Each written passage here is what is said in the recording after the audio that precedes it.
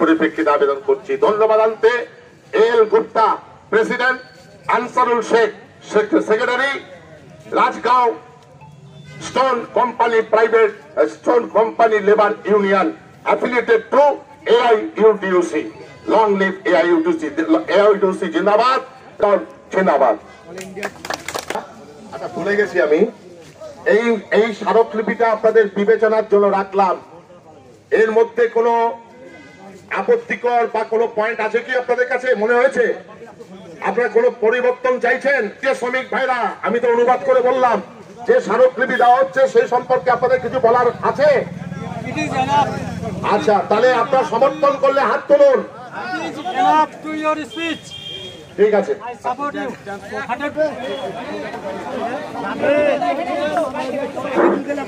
ভিতরে যাওয়ার জন্য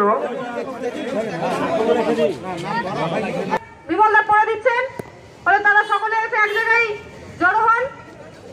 আর এদিক ওদিক ছড়িয়ে যাবেন না। আমাদের জীবন যন্ত্রণা নিয়ে এসেছি এখানে, ফলে আমরা নিয়ে কিন্তু এখানে উপস্থিত হয়েছি। আজকে আমরা যতই প্রাকৃতিক দুর্যোগ নেমে আসুক, আমাদের জীবন যন্ত্রণার থেকে প্রাকৃতিক দুর্যোগ আমাদের কাছে বড় হবে না। ফলে আমরা এই দাবি আজকে আমরা নিয়ে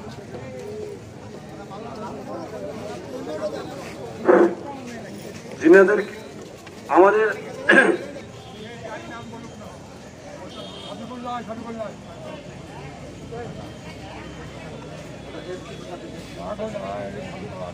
আর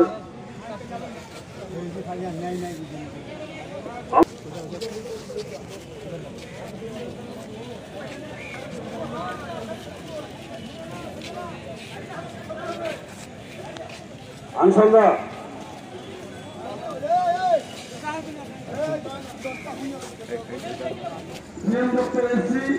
আমরা আমাদের জমিতে বসে যেন সফল করতে পারি, তাই আপনারা কে বলবেন? আপনি বলবেন। আজকে আমরা এসেছি রাজগাঁও স্টোন কোম্পানি লেবার ইউনিয়নের পক্ষ থেকে। আপনারা জানেন প্রায় 3 মাস জুড়ে RS কোম্পানি, যেটাকে বলা হয় মহারাজা কোম্পানি, সেখানে লিজ নিয়েছিলেন লোকাল ex-MLA এবং বর্তমান আলী খান মহাশয় রাজগ্রামের। উনি লিজ নিয়েছিলেন, চালাচ্ছিলেন। যে মাটির যে জমিগুলো থেকে পাথর উত্তোলন করেছে, সেই পাথর উত্তোলন করেছে 8 বছর ধরে। এখন ডিএম দপ্তর থেকে চিঠি গেছে যে 100 কোটি, প্রায় 100 কোটির সমান দেয়নি, তারা সরকারের ঘরে রয়্যালিটি দেয়নি। সেই 100 কোটি রয়্যালিটি বাকি, তুমি ওটা দাও। আর এইদিকে কারখানার মালিক এরা বন্ধ করে দিয়েছে। এখন মালিক পক্ষকে না ধরে শ্রমিকদের পেটে আজকে জ্বালা ধরেছে, শ্রমিকদের কাজ হারাচ্ছে।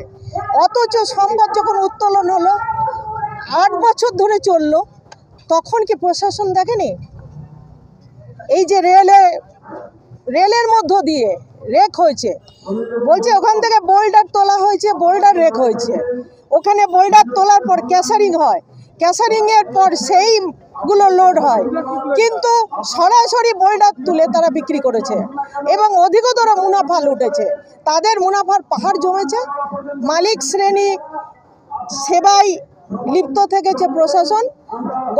পরশু দিন দেখলাম যে সেখানকার মালিক প্রশাসনের যে হেড কর্তারা, এখানকার সব প্রশাসনের হেড কর্তারা গিয়ে সেখানে পিকনিক করছেন, ফিস্ট করছেন, তার বাড়িতে পার্টি চলছে। এবং কোথা থেকে মাছ আসছে, কোথা থেকে মাংস আসছে, সব গ্রামের লোক শ্রমিকরা জানাচ্ছে এবং ভয় দেখাচ্ছে যে আমাদের হাতের মুঠোয় প্রশাসন। তাহলে এইটাই আমরা জানতে এসেছি যে এতদিন কি ঘুমিয়েছিল প্রশাসন? তাহলে এতদিন না নিয়ে শ্রমিকরা আজকে কেন তার ক্ষতি স্বীকার করবে? আমরা AIUTUC পরিচালিত রাজগাঁও স্টোন কোম্পানি লেবার ইউনিয়ন দীর্ঘদিন ধরে সেখানে ইউনিয়ন আমরা পরিচালনা করে আসছি। কিন্তু 7 বছর আগে RS কোম্পানি লিজ নিয়েছিল ওখানকার লোকাল লিডার, রাজনৈতিক দলের নেতারা। সেটা নেওয়ার পর থেকে তারা এইভাবে চালিয়েছে।